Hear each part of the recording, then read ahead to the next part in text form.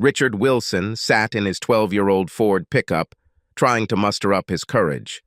Courage. What a strange word to use for the action Rick was thinking about.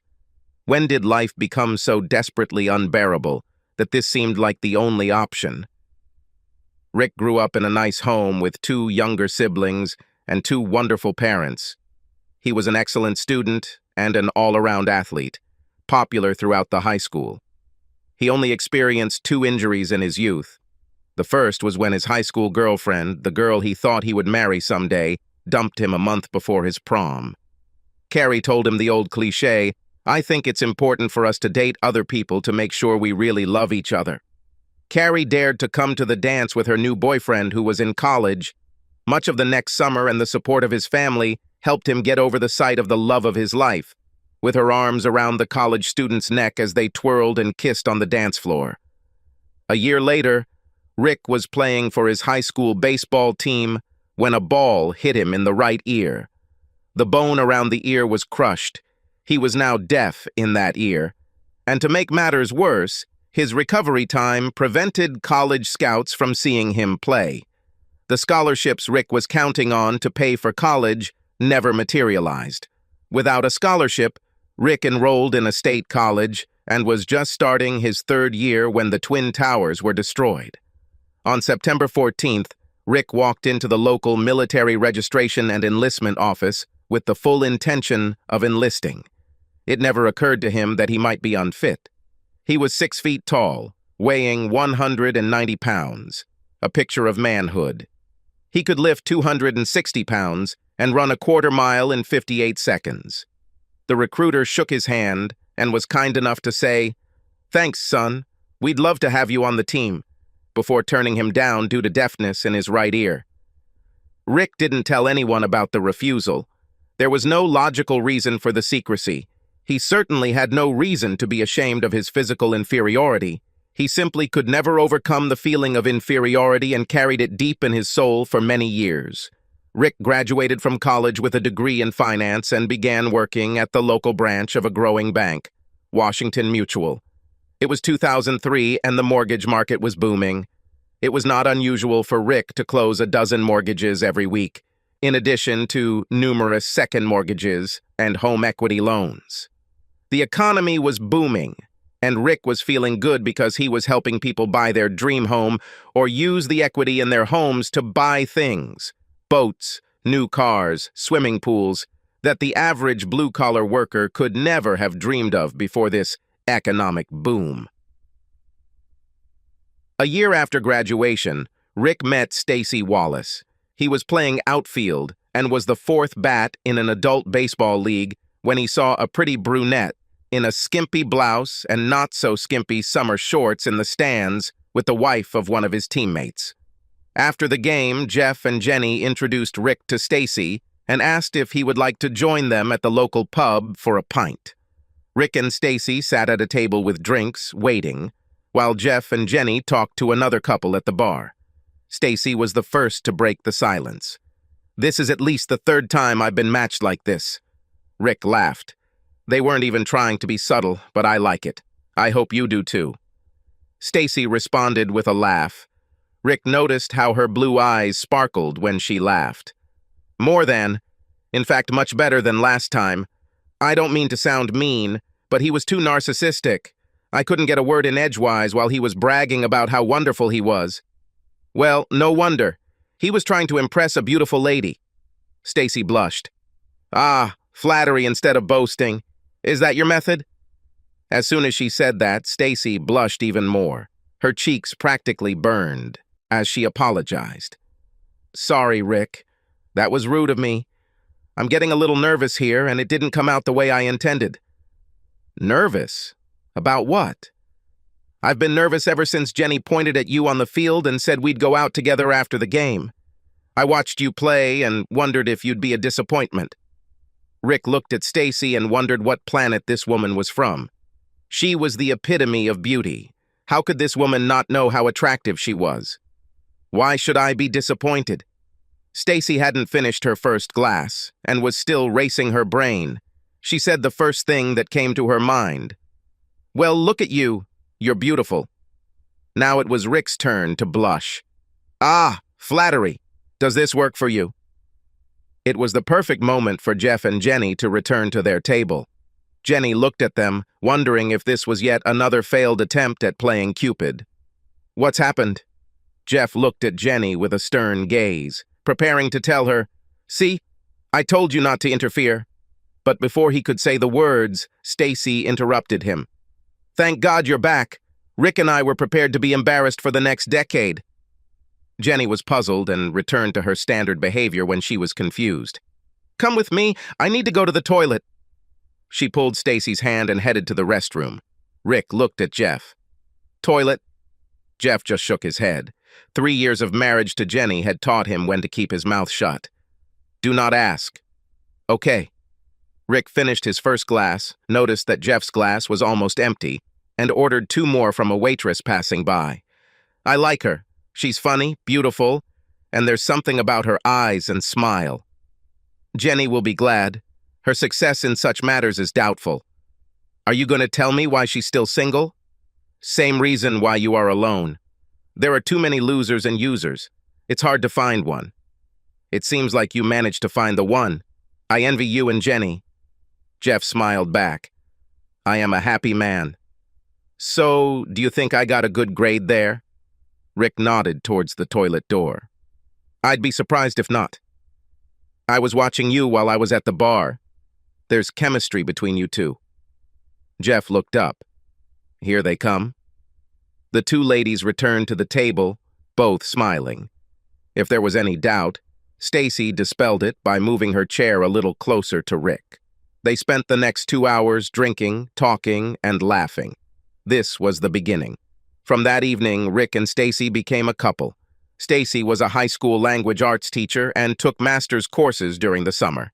Even though Rick's typical work week was over 50 hours at his desk, plus at least 1 evening at the branch, they still found time to be together every weekend and at least 2 evenings a week. Their romance developed, and like any great novel, there were obstacles to overcome.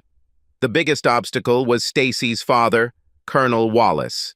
The colonel was a tough military man who thought little of civilians, especially male civilians who did not serve. More than once, Rick considered telling the colonel why he didn't serve, but given some of the colonel's absurd statements about lazy people, he knew it wouldn't change the old man's attitude. Moreover, as far as he knew, despite her military childhood, Stacy did not seem to share her father's views on this matter, and the colonel did not interfere in their developing relationship. Neither of them were particularly experienced at sex, but they tried to please each other. It wasn't just about sex. Rick and Stacy discovered that they had a lot in common, such as their values and hopes for the future. Will they have 2 children or 3? Will they raise their children Catholic or Methodist? It didn't matter to any of them as long as the children grew up with a moral compass to guide them through the labyrinth of life. After 6 months of dating, 5 months after promising to be faithful to each other, Rick asked for Stacy's hand in marriage. Stacy said yes, and 4 months later Rick and Stacy were married and headed to Jamaica for their honeymoon. Rick didn't tell anyone, but the sexiest moment of his life up to that point had been the morning his sweet conservative wife took off her swimsuit top while sunbathing on a public beach. There were several other women doing the same thing, which gave his wife the courage to expose those beautiful breasts so publicly. Plus, she loved watching her new husband's eyes practically pop out of their sockets, almost like something out of a Warner Brothers cartoon. A week spent in the Caribbean sun, sand, warm water, drinks, and food was the perfect start for these 2 sweet kids on their journey together. Rick couldn't believe that such a gorgeous woman, inside and out, agreed to be his life partner. One day, as they lay in the clear water, Rick marveled at how Stacy's eyes glowed the same shade of blue as the Caribbean Sea. He could see himself growing old next to her, as long as those eyes smiled at him. That night, as he watched Stacy take off the sun-kissed dress she wore to dinner, he knew he was one lucky man. Stacy had only had 2 lovers before meeting Rick, and she was one of those rare girls who made it through high school and the first 2 years of college while remaining a virgin. Both boys were clumsy. Neither of them had the skills or means to please her. That was a thing of the past now. Rick was an attentive lover. The honeymoon was over and they returned home, determined to build a life together. With the luxury of 20/20 vision, it's easy to find fault with the decisions Rick and Stacy made over the next few years. But if all the great minds at the Federal Reserve Bank, the Treasury Department, Congress, the White House, and almost every financial institution could have missed the coming wave of events that created the Great Recession, can we really expect more from the two people who put their trust in it? Great minds. The year was 2007, and like many young couples that year, as home prices continued to rise to obscene levels, Rick and Stacy panicked and bought a home when the market was at its peak. Why continue to waste money renting when they could be building equity? The house they bought, a modest 3-bedroom duplex, would probably have cost $200,000 in 2003. By the time the Wilsons bought it in 2007, having won the bidding war to buy it, the closing price was $420,000. The realtor told them they were lucky to steal it with such a low bid. Right after securing their first home and mortgage, Stacy had what they both thought was a brilliant idea. Stacy will quit her job for a year, finishing her master's degree in 1 year instead of 3 summers of school. As a bonus, she would use the year to get pregnant and spend a few months with the baby before returning to work. With her master's degree, she will receive a nice salary increase and will be able to teach in a high school. They laid out everything on paper: schedule, finances, logistics. Everything came together. Rick did a fantastic job at his job. He recently received a decent base salary increase and a bonus. They could afford it. Everything went like clockwork, almost like clockwork. At the end of November, Stacy told Rick that her period was already 3 weeks late, and she bought a test to confirm her pregnancy. The timing couldn't have been better. The baby was due in mid-July. Stacy could spend 2 months with the newborn before returning to teaching. Everything went according to plan. The best-laid plans so often go wrong. In April 2008, the mortgage market began to collapse, and Washington Mutual began closing offices and laying off people, especially in its mortgage departments. Rick was among those fired. Rick had to be unemployed for 5 months before eventually landing a job as one of 2 assistant managers at a discount store. The salary was about half what Rick earned at the bank. Assistant managers were required to alternate shifts every month and split their days off. On May 15th, Stacy went into labor. Amy Wilson was born 7 weeks premature. It will be 3 weeks before the Wilsons can bring Amy home to the nursery that Stacy and Rick decorated for their baby. Hospital bills were piling up. Rick's Cobra insurance covered some of them, but not nearly as much as his previous employment plan would have covered. Stacy finished the semester anyway and got a teaching position at the local high school. This gave her 10 weeks at home with Amy before the school year began. Stacy's mom agreed to look after Amy while Rick worked the day shift at the store. There were 2 incomes, but it was still not enough for all the bills. They were upside down on their mortgage. Selling the house was not an option. Amy had a number of health problems: colic, ear infections, etc., which made it difficult for them all to get a good night's sleep. The weight of it all continued to weigh on Rick and Stacy. Weeks passed without any physical intimacy between them. Working from 4 p.m. to 11 p.m. every other month, and so many days off seriously reduced the time Rick could spend with Stacy. Best friends became roommates. The small cracks in the Wilsons' marriage began to widen during Stacy's 2nd year of high school. This was the year that a new physical education teacher, Kyle Turner, arrived at the school. Kyle was a magnificent specimen, standing 6 feet 3 inches tall, weighing 220 pounds, and built like a linebacker. Long blonde hair and somehow always with a slight stubble on his face, just enough to give him a masculine look.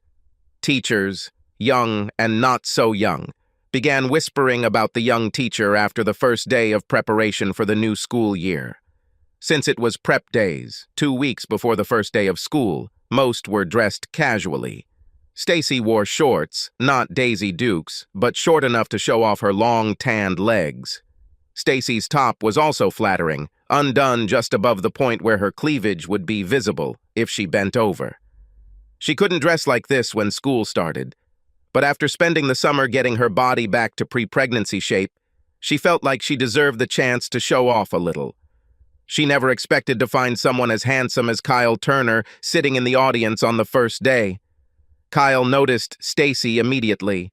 He saw legs, breasts, a pretty face, and saw the rings on her left hand. The rings didn't upset him. Stacy wouldn't be the first married woman to attract Kyle's attention. In fact, he liked them in marriage. No-strings-attached sex was part of his charm, almost as great as the secret knowledge of how to cuckold some poor guy. Kyle's pursuit of Stacy started on the first day, slowly at first, because he had all the time in the world. Rumors started circulating in the first week, from where no one knew. Kyle was supposedly a former Ranger or Special Forces Marine, and everyone who heard the story was impressed and believed it to be true. It was the way Kyle carried himself that gave off this aura. This is a man who faced danger and came home, became a teacher, and will help young people grow up like him. Kyle didn't start rumors. He wasn't stupid. But he never denied anything, never said one way or another about how he spent 3 years in the Navy. His silence only increased the mystery and made him modest. In fact, Kyle Turner spent those 3 years working in a supply warehouse in the United States. It was the perfect job for him. Immediately after graduating from school, he learned that he hated military life. Working in a supply depot meant he never had to fire a gun or be near any action. It also allowed him to spend a couple of hours each day in the base gym. There's no shame in how Kyle spent those 3 years if he was honest whenever asked. As if fate was working against Wilson's marriage, Stacy and Kyle had the same amount of free time every day, right before lunch break. Once Kyle determined that Stacy was eager to continue training, he suggested that she join the school gym on Tuesdays and Thursdays when the room was available. "I'll have fun working out with you instead of the sweaty Schwarzenegger I usually work out with at the gym, and maybe I can help you with your exercises." It made a lot of sense, and was why Stacy spent 2 hours with Kyle every week. One day in February, Kyle surprised Stacy while they were training. "I'm writing a short novel. I finished the first draft and was wondering if you could read it and give me your thoughts." Stacy responded exactly the way Kyle wanted. She didn't treat him like an illiterate gym teacher. "I wish I could. What is it about?" "It's a war story, but that's all I have to say. I would prefer that you read it without any preconceived notions." "I can do it. I'll get it, thank you."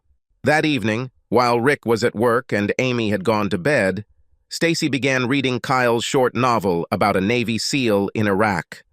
Stacy finished the first half before Rick got home. She could have finished it that very night, but writing notes in the margins for Kyle's second draft slowed her down. The main character's name was Tyler, and Stacy couldn't help but believe that Tyler was Kyle's nickname and wondered if the story was true. Of course, that's what Kyle had in mind when he wrote the story and asked Stacy to review it for him. Stacy thought the name Tyler was a clever portmanteau of Turner and Kyle.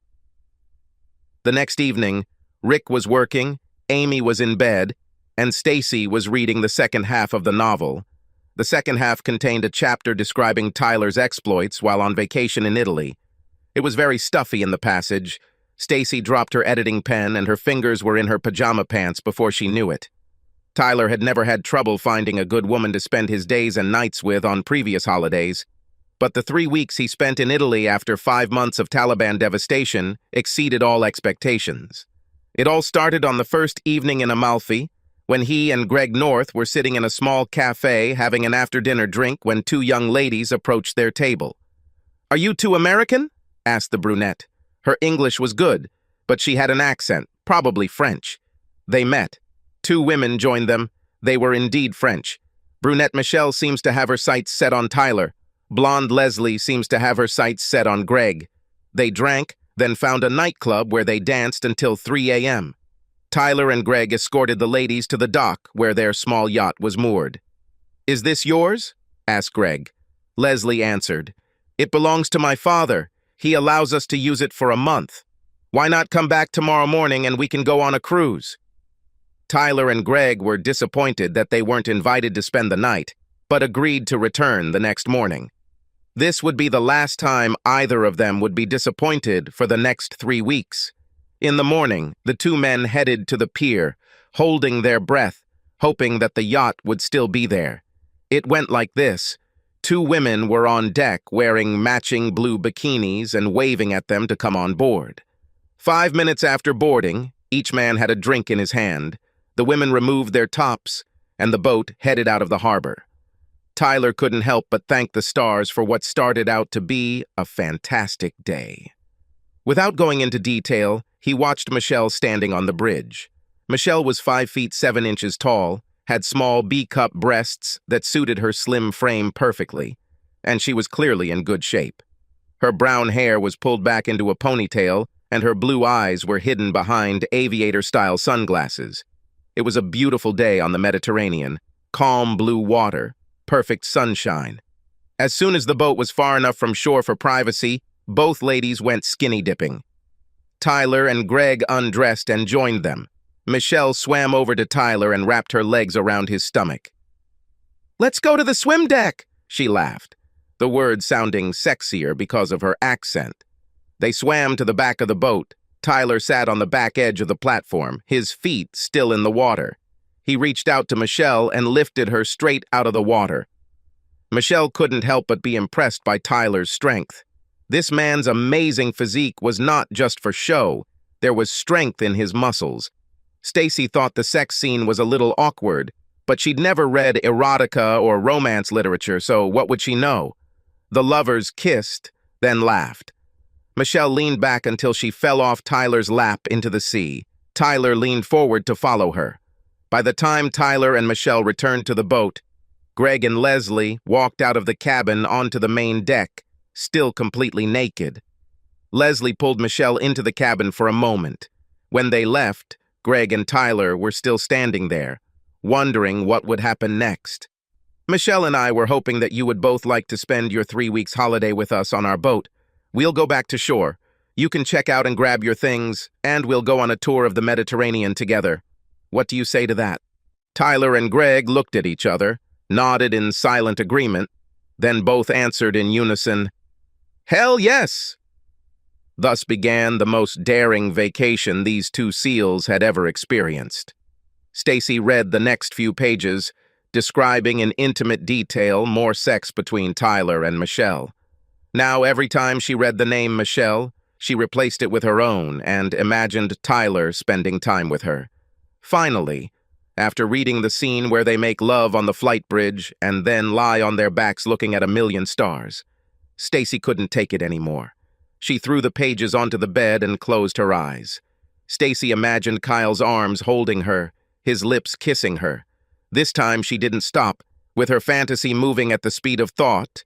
With the image of Kyle in the foreground, Stacy experienced incredible emotions. It took her 10 minutes for her breathing to return to normal.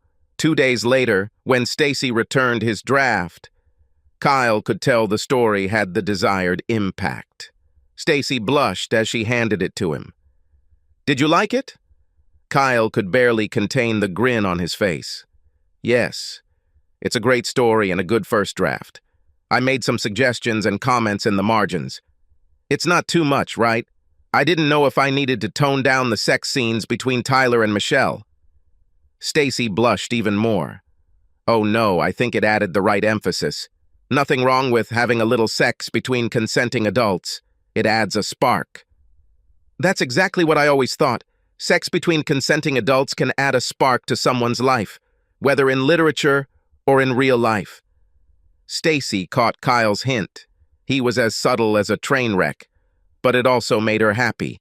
If there were any doubts about Kyle's intentions, this conversation cleared them up. If Stacy hadn't been married, Kyle would have made love to her that night. Stacy began to think in these terms. Why did I get married so young? Was Rick really the right man for me? Rick seemed so weak and sullen compared to Kyle. Kyle saw the danger and responded bravely to it. Rick had never done anything like that. Stacy's attitude towards Rick deteriorated until they barely spoke. Rick was tired of being humiliated, and now communication was limited to caring for Amy and scheduling. While the wall between them grew at home, the flirtation and intimacy between Stacy and Kyle grew at school. Danielle Miller was one of the teachers who watched the two lovers. Danielle was Kyle's neighbor and biology teacher, whom Kyle briefly pursued and won over until he realized he had a real shot at getting into Stacy's bed. Danielle couldn't stand Stacy with her 90-60-90 figure, pretty face and blue eyes, and it didn't help when Kyle dropped her like an old glove to set his sights on Miss Perfect. To make matters worse, Stacy was chosen over Danielle to become the women's tennis coach this spring. Kyle's first mistake was that he played where he worked. The second mistake was that he unceremoniously dumped a jealous woman. The third mistake was that he did not know that the uncle of the dumped woman was a U.S. congressman. A week after calling Uncle Fred, Danielle received all the information she needed. As she watched the romance unfold, she knew she wouldn't have to wait long. She decided to wait until it came to sex and then ruin two lives. It had been 6 weeks since Stacy had read his story. 6 weeks of flirting. Kyle was tired of this. It was time to act. "Stacy, you've been teasing me long enough. I'll make a reservation for us for dinner Thursday night. I know it's your book club night. I read your planner. We'll go to Carmen's for dinner and then go across the street to the Hilton. I will give you love like no one else could." Stacy didn't object to Kyle's demands. All she could think about was how courageous and determined her future lover could be. How different that is from Rick. Rick always asked. Kyle spoke. She had one question. "Why at the hotel? Why not at your home?" "Because there are 3 other teachers living in my complex. I'm guessing you don't want to be seen coming and going from my apartment. Not yet, anyway. While you're married to that loser." Stacy couldn't help but smile at Kyle's politeness towards her situation. It didn't occur to her that she should protect her husband after Kyle called Rick a loser. And Kyle couldn't help but smile inside. He once again managed to tell some stupid woman that they had a future without saying it directly. A future he had no intention of making permanent. He would enjoy a few months of sex with this lady before moving on to his next conquest. Stacy was already late for practice and the girls were waiting, so she made a decision. It's a date. Rick and Stacy were in the kitchen Thursday morning drinking coffee. Amy ate her cereal as usual, throwing it around. "Rick, remember, I have a book club after tennis practice tonight. You'll have to pick Amy up from Mommy before 6 and feed her. I'll be home by 10. "I can handle it. What book are you discussing tonight?" This question got Stacy thinking. Was this a trick question? Stacy took a sip of her coffee to buy time before answering, but there was still an edge to her tone. "Water for elephants." "Why do you ask? You're not usually interested in my book club." Rick was a little taken aback by Stacy's tone, but realized that it was only emblematic of how she had been treating him lately. "I didn't mean anything bad. I was just trying to be polite." Rick grabbed his lunch from the counter, kissed Amy on the head, and made his way out of the house before he lost control. Rick's quick departure did not go unnoticed by Stacy. At first, she was angry at Rick for leaving without saying goodbye. Then she realized that she probably hadn't said anything nice to Rick in weeks. Before the first period, Kyle looked into Stacy's class. He looked around the room to make sure no one could hear him. "We have a table at Carmen for 6 and a room across the street at the Hilton. Don't be late for dinner. I know you need to get home tonight, and I'll need every minute with you to make up for the months I've waited to stay with you. Alone with you. I need to be home by 10 o'clock. Should we skip dinner?" Stacy laughed quietly. The door was still open. "Nice try, mate. But I'm looking forward to a nice dinner and a couple of glasses of wine and no kids." "And after?" "That too. Now get out of here." Stacy didn't know how she managed to stay calm all day and during tennis practice. She dismissed the team a few minutes early at 10 minutes before 5. Everything went according to plan. After tennis practice, Stacy waited until all the girls had finished in the locker room before changing out of her sweatpants and into the little black dress she had last worn when Rick took her to the Crystal Room for New Year's. When was this? Almost 3 years ago? When they had money for such things. This was the last time she wore 4-inch heels with over-the-knee stockings. Stacy took one last look at herself in the full-length mirror. She knew Kyle Turner would like what he saw tonight, and even more so when the dress came off. Stacy looked at her reflection and tried to convince herself, I deserve it. The clothes she wore to school that day were in a small suitcase. She planned to shower and change at the hotel before returning home. Her hair was pulled back into a stylish ponytail, eliminating the need to wash and dry it afterwards. Stacy left the building, locking the doors behind her, and was walking to her car when a blue Honda pulled up. Angel Martinez, one of the seniors and a member of the tennis team, almost jumped out of the Honda. Mrs. Wilson, thank God I caught you before you left. I left my textbook and ethics notes in my locker and I have a test tomorrow. Can you open it for me so I can get them? Please. Stacy felt embarrassed that one of her students had caught her like this. She told Angel to follow her and went back to the locker room while Angel chatted the whole time. Mrs. Wilson, you look so elegant tonight. On a weekday. Are you and Mr. Wilson celebrating something tonight? Like an anniversary or something? Before Stacy could respond, Angel continued to ramble. I was always so embarrassed when my mom and dad would go out like that. Mom would wear something kind of sexy, and Dad would wear a nice jacket. They would come home and it was like, get a room, because they would hug and kiss. And I was at that age where you hate the thought of your parents doing this, right? Angel was getting louder as Stacy stood at the door and Angel was at her locker.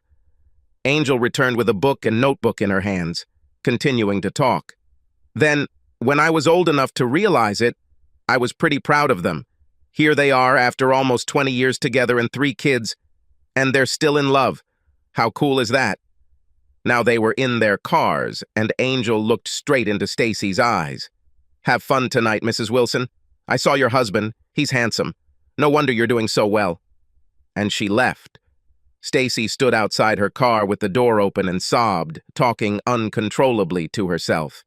What a stupid and selfish fool I am. Do I deserve this? That's what I told myself? What I deserve is to lose my family for what I was about to do. When did I become so selfish and self-righteous? No one answered Stacy's questions. It took her about 10 minutes for her tears to clear up so she could start making her way home. She was so upset that she didn't even think about how she was dressed. All she wanted was to hug her husband and child. Rick spent the day depressed. How did his life become such a burden? Where was the joy? The bills kept piling up. The little joys that once made life worth fighting for have all but disappeared, especially the love he and Stacy once shared. He had been able to deal with it for most of the last 2 years. He owed it to his little girl to be strong. But for at least the last 6 months, Stacy couldn't look him in the eyes or give him the love he needed. Rick left work earlier than usual. Screw this, he thought. He thought about stopping at the pub for a pint before heading to his mother-in-law's to pick up Amy. Instead, he decided to go home and enjoy a few hours of peace and quiet. This turned out to be a big mistake. Rick took the mail from a box by the road and made the mistake of opening 2 envelopes with "overdue" written on the outside of each. How humiliating. Rick walked inside, read both notices, and wondered where he was going to get another $1,500 by the end of the month. Rick walked past the refrigerator with its 2 cans of cheap lager and reached over to the top cabinet above the stove where they kept a bottle of bourbon in case the Colonel visited. An overwhelming feeling of despair and depression passed through him after he took his first sip of alcohol. He took a second drink. Rick has been thinking a lot over the past 3 months. He knew why, he knew how. The only decision left until this evening was when. Why? Well, the main reason is that Rick was more valuable dead than alive. The Wilson family's desperate financial situation could be improved by an influx of capital from the life insurance payout. Another reason is that life was no longer worth living. Rick is tired of playing Sisyphus, rolling a stone up a hill, only to have it roll back down again. It was bearable when he did it as a team, with Stacy at his side, easing the load with her smiles and love. But for at least the last 6 months, he had been pushing this stone up the mountain all alone. How? This took a lot more thought. It didn't have to look like suicide. For 2 reasons. It would be painful for Amy if she grew up and ever found out that her father committed suicide. The second reason was financial. Rick's $250,000 life insurance would have paid out twice as much if the death had been an accident. The perfect solution, like many perfect solutions, was right in front of him. Every day, on his way to and from the city, Rick passed by death row.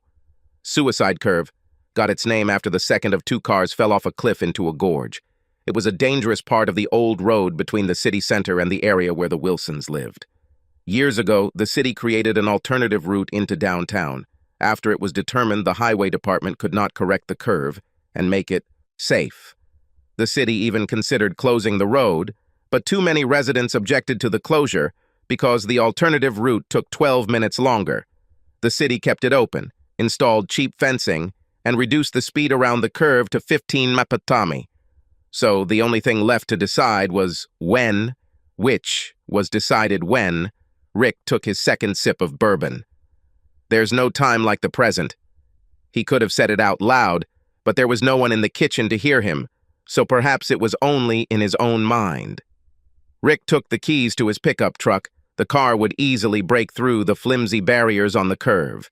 Rick stopped when he opened the door.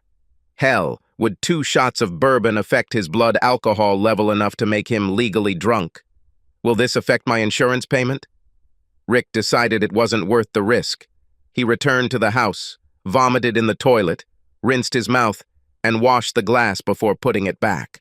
10 minutes later, Rick sat in the truck, engine idling, staring at the curve, trying to work up the courage to take the plunge. Stacy decided to take a shortcut home to save a few precious minutes, even though she rarely used the old road. Today was an exception. She slowed down to go around a curve when she saw Rick's truck on the other side. Why is he here? It was in the opposite direction from her mom's house. The truck was just starting to move when Stacy pressed the horn. Rick didn't notice the approaching car when he finally decided to act. His foot moved from the brake to the gas, his left foot released the clutch, and he was on his way. Suddenly, his subconscious registered the sound, and his eyes focused on the approaching car. Suddenly, Rick braked suddenly. What the hell is Stacy's car doing here? He looked out the open driver's side window to see Stacy in her car pulled up next to him. Rick, what are you doing here? Rick shook his head. He was so determined to do the deed that he seemed as if under anesthesia. He just looked at his wife, trying to understand what she was saying. Rick, where is Amy? A terrible thought popped into Stacy's mind, and she ran out of her car and ran over to Rick's truck, looking into the cab. Rick still didn't say a word, just looked at his wife in that beautiful dress. Richard, let's go home. We need to talk. Stacy returned to her car and waited for him to turn his truck around before following him home. As soon as she entered the house, she went into the bedroom to change clothes, and then 5 minutes later appeared in the kitchen, where Rick was sitting at the table. She quickly called her mother. Mom, can you leave Amy for the evening, please? After which she sat down. Before she could say anything, Rick spoke. You looked good tonight. I haven't seen that dress since you were pregnant with Amy. I'm guessing you weren't going to book club. Did you have a date? It was time without deception. Yes, it was. I'm sorry. Stacy started crying. Her tears did not touch him. Rick was more disappointed and upset than he had ever been in his life. Are you going to leave? Stacy realized how serious it was. Oh, God, no. I want to stay. Please, I know I messed up. I know it was terrible here, and most of it is my fault. I want you to know that I want to repair our marriage and that I've never physically cheated on you. But you were emotionally unfaithful, weren't you? Yes, I'm sorry, and I'm ashamed of myself. Tell me about it and tell me who he is. After you tell me, I'll decide if we have a chance. Stacy told Rick everything that led up to that evening, including what made her change her mind. No embellishments, no deception. Rick listened without interruption. When Stacy finished with another apology, she couldn't wait any longer. That's it, Rick. Now you know everything. Now it's your turn. Tell me why you were on the curve. Rick told Stacy how he wanted to die and planned to finish everything that evening. Before he finished, Stacy was sitting on his lap, holding his head, crying on his chest. She looked into his eyes and begged, Please, Rick, I love you. Let's recommit ourselves to each other and try to get back to being friends and lovers. I don't want to live without you. Rick was glad to hear that Stacy wanted to save the marriage. but he needed to ask. How do we do this? First, we will swallow our pride and ask for help. There's not much pride in trying to commit suicide, and, forgive me, there's no pride in planning to meet your lover in some hotel. So pride shouldn't be an issue. Who do we ask for help? Rick's comment about the hotel room stung, but Stacy knew she deserved it. We'll ask Mom. The last time she offered us money, we were too proud and refused. She has money that she inherited after my grandfather died. It's in certificates of deposit, and she offered to lend us as much as we need. Need if we pay her the same interest she gets from the bank, 3%. And we won't have to pay her back the principal until we get back on our feet. We'll use most of the money to pay off everything except the mortgage, and some to see a marriage counselor. We need help, Rick. We can't do this on our own. Rick didn't agree to it that night. Stacy and Rick spent the next week discussing the pros and cons.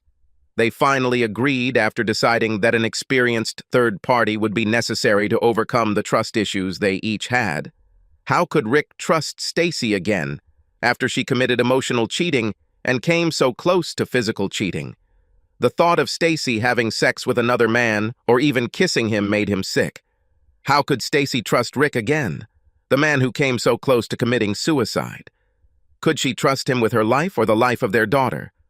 Stacy had a hard time getting over her fear of what Rick might do. Before all this, other events happened. Stacy returned to school on Friday morning, and everything exploded during the third period, Stacy's free period. Kyle walked into Stacy's class, angrier than a wasp. He didn't see the two students working on the information board at the back of the room. "Where the hell were you last night? Not only did I have a nightmare from you at dinner, sitting there alone like some idiot, I paid for the damn hotel room where I was waiting for you, just in case you were late." The two young girls ran out of the room, and if Kyle had any sense, he would have left. But he was on the rise and continued to scold and threaten until the deputy director entered the classroom. She had to scream to get Kyle's attention. "Miss Wilson, Mr. Turner, come to my office immediately." Rumors of the clash spread quickly, although the full facts were distorted. Danielle Miller figured this was the perfect time to drop her information bomb from Uncle Fred. Anonymously, Danielle spread the information that Kyle Turner served, but was a clerk in the internal service and was never a special forces hero. Everyone felt that Kyle was lying and stealing honor, even if it was a lie by omission. Any sympathy Kyle had hoped for quickly disappeared. His speech to the students and the threats heard by the vice principal became his downfall. With no right to work protected, Kyle was fired that same day. Stacy did better. She was told to be careful. But since she had not broken any school rules, she could be left with a warning to avoid any future misunderstandings. Stacy's mom gave them money.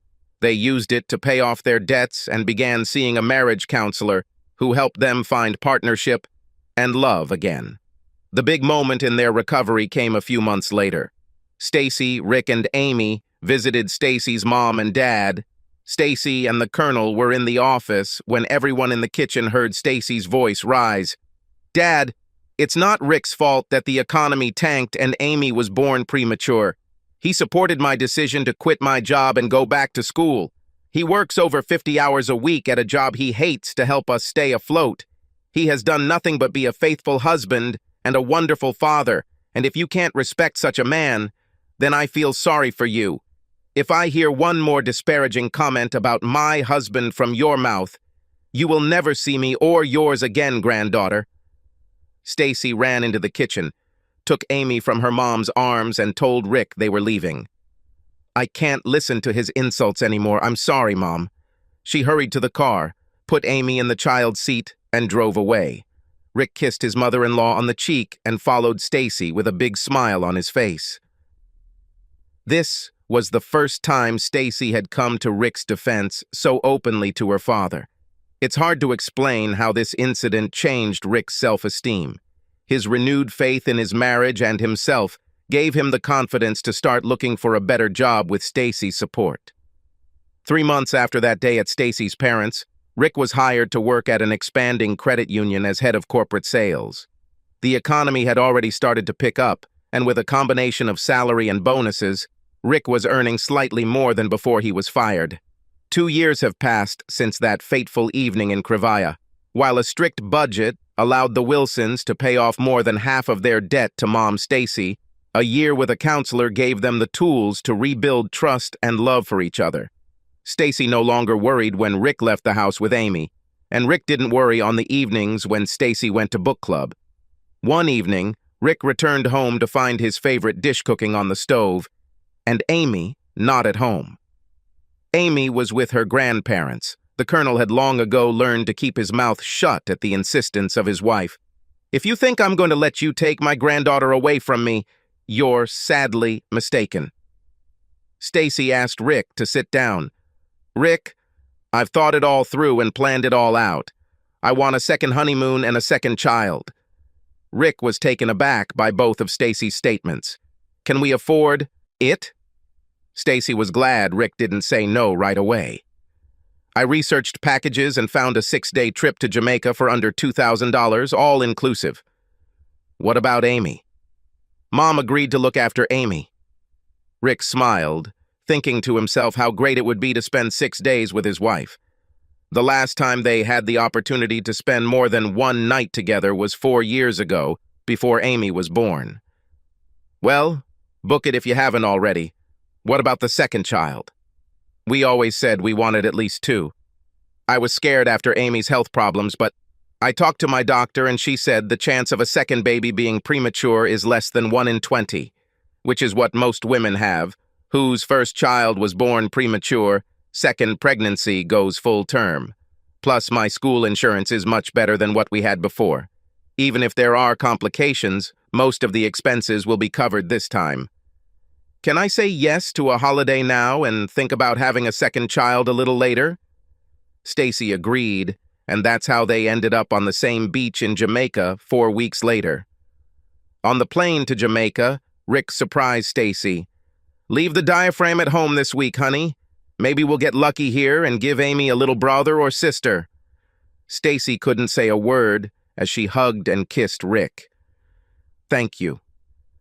If Rick was wondering if this vacation could top their honeymoon, he needn't have worried. Within 5 minutes of them settling into their lounge chairs, Stacy had taken off her top. For dinner that night, Stacy wore the sexiest sundress imaginable. On the 3rd morning, Stacy woke Rick just after sunrise and dragged him to a section of the beach they had never been to before. Stacy completely shocked Rick when she took off her bikini top and bottom before jumping into the warm water. Rick snapped out of his stupor, threw off his swim trunks, and joined Stacy. Both of them were floating on the water. Rick asked, "How do you know about this place?" "The woman I talked to last night, Janice, told me about it. She and her husband come here almost every morning." "Is it legal?"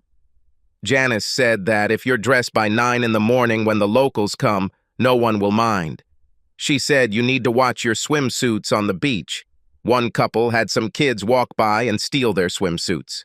Rick didn't like the idea, imagining how they would return to the resort if they only had their original costumes. "Let's swim closer to the shore just in case." Stacy laughed before turning around and starting to swim back to shore on her back. Rick stayed behind for a minute, admiring the view. When Rick caught up with Stacy, he asked, "Are we running into your friend and her husband?" "If we don't leave here before 8. That's why I woke you up so early."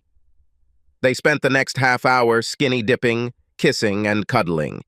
They didn't want to take any chances, so they got dressed and ran back to the resort. Back in the room, they undressed, took a shower, dried themselves off, and returned to bed. Their second child, a boy they named Richard Jr., may have been conceived that morning.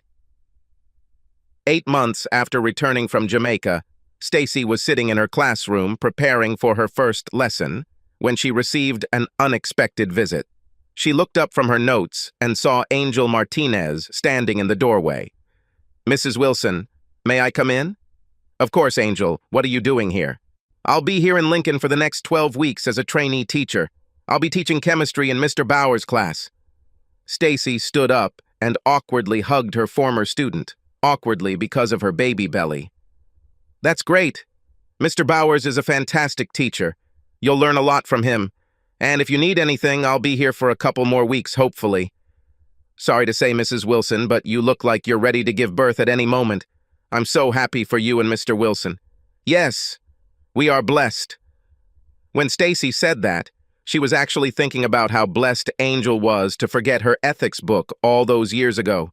School was about to start, the two women hugged, and Angel left. Thank you, Angel. Stacy whispered quietly, not loud enough for Angel to hear. Years later, on the eve of Amy's wedding, Stacy sat down with her daughter and told her how close she had come to cheating. She explained how she became frustrated with their financial problems and why she felt entitled until the moment when she was 1 hour away from making the biggest mistake of her life, a mistake that would destroy their family. She told Amy about how hard they had worked to rebuild their trust and marriage, how happy she was that Rick forgave her and gave the marriage a second chance. Both women ended up hugging and crying. The next morning, a few hours before the wedding, Amy approached her father. Dad, Mom told me about what happened all those years ago. I think she doesn't want me to make the same mistakes. What she couldn't tell me was why you didn't leave her. Rick wasn't surprised that Stacy shared her story with Amy. Although Rick forgave her long ago, Stacy never fully forgave herself. It was her style to use her mistake to try to warn Amy against life's temptations, even if it meant exposing herself. Well, it would have been a lot harder if your mom had actually gone to that hotel, but she didn't. And your mom not only apologized for how close she came to cheating, but for everything leading up to that night. I've spent most of my time wondering what my life would be like without you and your mom. I'm sure I'd be lonely and sad. Instead, I've spent the last 20 years happier than any person has any right to be, considering how close I came to destroying everything. What do you mean? Today is not the best day to discuss all the mistakes your father has made or almost made in his life. Let's have a wonderful wedding today, and I promise that someday we will have a drink together, and I will tell you why your mother, the best wife in the world. Amy didn't like it, but she agreed, and she quietly made a promise to herself to soon buy Dad this drink and listen to his story. Rick wondered if he would tell Amy the whole story, the one that no one else in the world knew. How, a few days after Stacy's confession, he broke down the door of Kyle Turner's apartment, ready to beat up the scoundrel, only to discover that Turner had already left town. Subscribe to our channel so that your second chaff doesn't cheat on you, and go ahead and listen to the next story, because this story is nothing compared to the next one. If you're under 18, don't even think about listening to the next one.